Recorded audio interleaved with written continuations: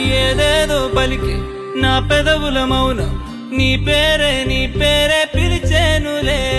నీ పిచ్చితోనే అల్లాడే ప్రాణం నిన్నేలే తలచేనులే.